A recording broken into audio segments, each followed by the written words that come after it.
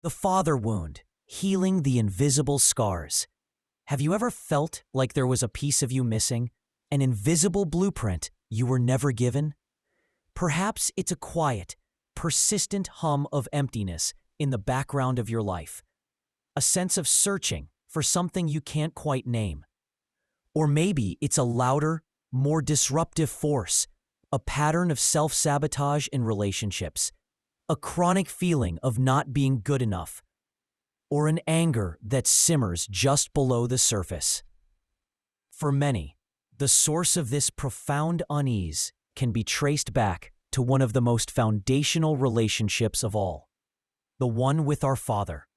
It's a space in our hearts where a father's presence was meant to be, and its vacancy has left an echo that reverberates through our entire adult lives. There's a story I heard from a man named Brian that perfectly captures this feeling of a delayed realization. He shared, "Growing up, I didn't really understand what I was missing. I just knew there was this part of me that always felt incomplete." He went on to explain, "It wasn't until I got to college and started hearing my friends talk about their dads, how their fathers taught them to drive, showed up for their games, gave them advice about life and love. I had no memories like that. My father would show up maybe once or twice a year, take me for ice cream or something brief, and then disappear again without a word for months. I used to think it was normal," Brian continued, a note of sorrow in his voice. "At least in the world I grew up in, it seemed common enough. But now, as a father myself, I see how much my presence means to my own children. And it's only through seeing their faces light up when I walk in the door that I've truly begun to understand the sheer gravity of what a father is supposed to be and what I never had." Brian's experience is not unique. It is a quiet epidemic of absence, an emotional void that millions carry within them. And part of the reason this wound is so often overlooked is because our culture has, for a very long time, systematically downplayed the importance of a father's role in nurturing a child. Think about it. How often have you seen fathers portrayed in movies or television shows as the bumbling, incompetent parent, the clumsy oaf who can't change a diaper, the emotionally distant workaholic, or the fun but ultimately peripheral character who swoops in for a laugh while the mother does the real, serious work of parenting?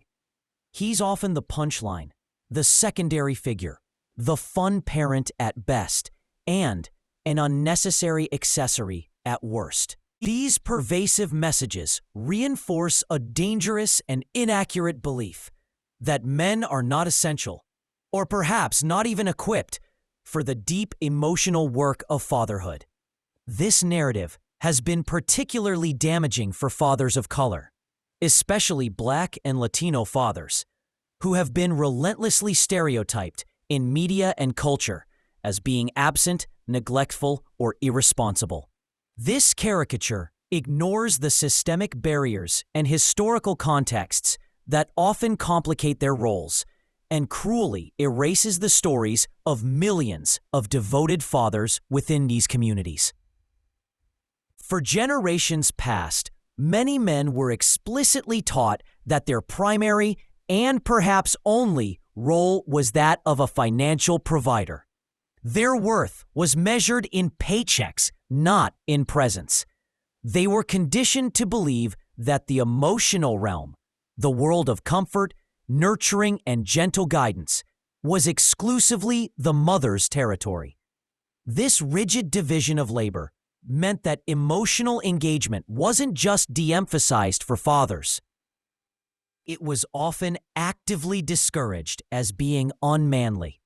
These cultural scripts, passed down from grandfather to father to son, have undeniably shaped how we view fatherhood today, and why so many of us struggle to articulate the importance of what was missing. We were subtly taught not to expect it in the first place. But what does the science say? Does a father's presence truly matter beyond the financial support he might provide? The research is overwhelming and unequivocal. An active, engaged, and emotionally available father is critically important for a child's psychological and emotional development. His absence, whether physical or emotional, creates a vacuum that can have profound and lasting consequences. Countless studies have shown that children who grow up with an actively involved father figure are more likely to have higher self-esteem, perform better academically, and develop stronger social skills. They tend to have better emotional regulation, meaning they can manage their feelings more effectively, and they demonstrate greater resilience in the face of stress. A father's presence isn't just an add-on. It is a fundamental pillar in the architecture of a child's inner world. Conversely, the research paints a starkly different picture for children with absent or disengaged fathers. They are at a higher risk for a host of negative outcomes. Their sense of self-worth can be deeply compromised, leaving them with a persistent feeling of being unwanted or unworthy. They may struggle with behavioral issues and often find it difficult to form secure and healthy attachments with others later in life. That father-shaped hole often manifests as a deep-seated insecurity that can color every relationship and major life decision. Here, however, we must make a crucial and compassionate distinction. When we talk about the negative consequences of fatherlessness, we are not talking about children being raised in intentionally created, stable, and loving families that may not include a father. Children who are nurtured in loving two-mother households or by single mothers by choice who have a strong support system do not face the same risks. The wound we are discussing today doesn't come from the absence of a male anatomy. It comes from the experience of abandonment, neglect, rejection, and inconsistency from a person who was supposed to be a primary caregiver. The core of the injury is the broken attachment, the message, spoken or unspoken, that you were not important enough for me to stay. It is the loss, the inconsistency, and the emotional desertion that creates the scar.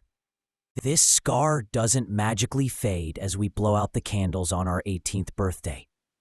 The echoes of a father's absence often grow louder and more complex in adulthood, shaping our identity, our relationships, and our sense of place in the world in ways we are often not even conscious of. As a teenager, I remember telling myself that I didn't need my father. Looking back, I can see this was a protective shield, a coping mechanism my young mind constructed to make sense of the chaos and fragmentation in my family life. It was easier to believe he was irrelevant than to face the raw, gaping pain of his emotional and physical distance. But as I navigated the complexities of adult life, I began to see the subtle, intricate ways his absence had woven itself into the very fabric of who I was. Like so many adults who grew up without the steady, affirming love of a parent, I wrestled for years with trusting others, with understanding my own identity, and with a deep-seated feeling of inadequacy that shadowed my career choices and my ability to sustain healthy, intimate relationships. The truth is, growing up without the love, guidance, and validation of a father figure leaves a lasting imprint. While much of the psychological research focuses on the developmental stages of children and adolescence, the impact of this early loss is a lifelong journey. It becomes part of our emotional inheritance. In my work, I see this inheritance play out in countless ways. I see clients who, like Brian, carry a chronic, nebulous feeling that something is missing. This feeling often drives them to try and fill the void in unhealthy ways. Do any of these patterns sound familiar to you? Perhaps you became a chronic people pleaser. You learned early on that your value was conditional, that you had to earn love and attention by being perfect, helpful, and compliant. The approval you craved and never received from your father is now sought from everyone else, from partners, from bosses, from friends. You find it almost impossible to say no, because in your subconscious mind, setting a boundary feels like risking the ultimate rejection all over again. Or maybe you find yourself drawn, again and again, into relationships with emotionally unavailable partners. You might date people who are distant, critical, or inconsistent. People who, in essence, force you to reenact the same dynamic you had with your father. On a conscious level, it's painful and frustrating. But on an unconscious level, it feels familiar. It feels like home. There is a strange, sad comfort in the predictability of the disappointment. And a part of you might believe that if you can just get this person to love you, you can retroactively heal that original wound. You are still trying to win the love of a ghost. For others, the father wound manifests as a relentless drive for achievement. You might be a workaholic, constantly pushing yourself to be more successful, to earn more money, to collect more accolades. This relentless striving isn't just ambition. It's a desperate attempt to prove your worth. You are trying to build a fortress of accomplishments so high that it will finally silence the inner voice that whispers, "You are not good enough." You're trying to become so undeniably valuable that no one could ever abandon you again. And then there is the pattern of avoidance. Perhaps you steer clear of intimacy altogether. The vulnerability required for a deep connection feels terrifying. You may have built walls around your heart so thick that no one can get in, because the memory of being let down is so painful that you've decided it's safer to be alone.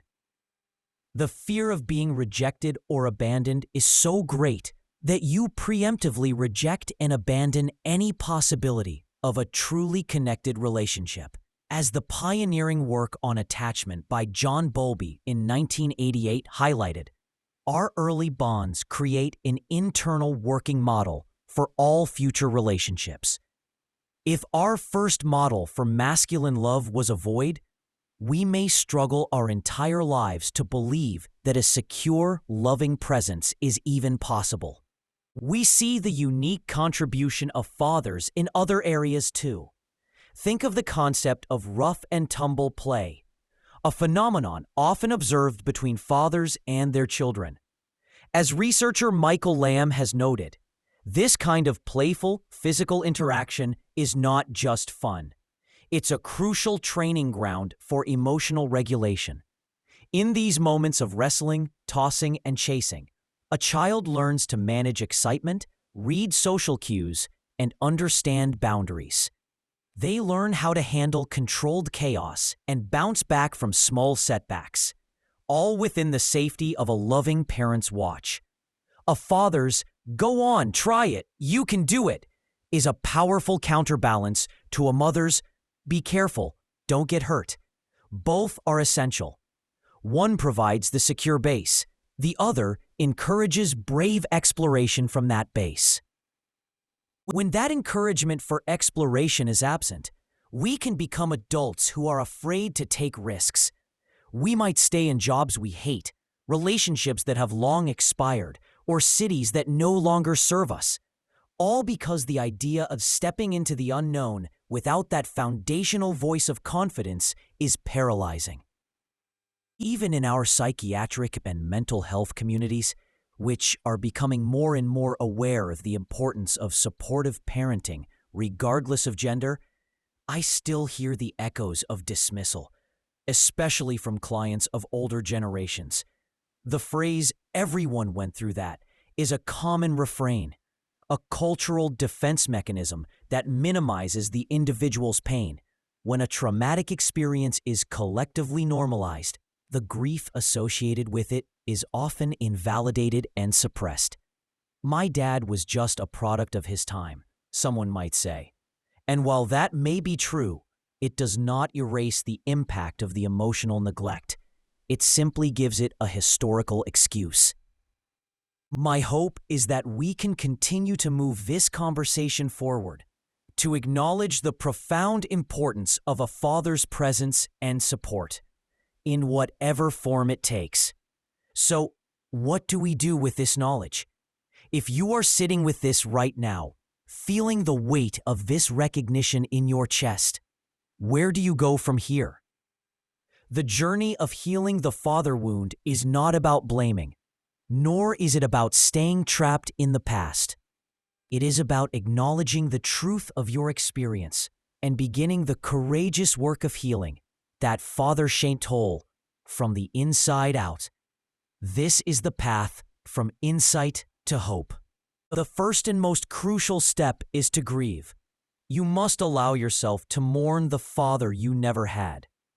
Grieve for the little boy or little girl who waited by the window for a car that never pulled into the driveway.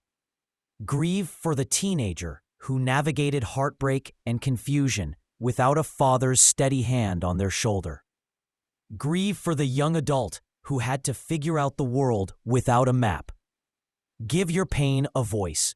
Write it down. Speak it out loud to a trusted friend or a therapist. Your feelings are valid. Your loss was real, and you cannot heal a wound that you pretend does not exist. The second step is a beautiful and empowering therapeutic concept: reparenting your inner child. This means consciously and intentionally giving yourself the things your father did not. If he was critical, you must become your own source of unwavering self-compassion. When you make a mistake, instead of berating yourself with that familiar internal criticism, you can pause and say, "It's okay. You did your best. You are learning." If he was absent, you must learn to be present for yourself. This means checking in with your own feelings, honoring your own needs, and refusing to abandon yourself in difficult moments.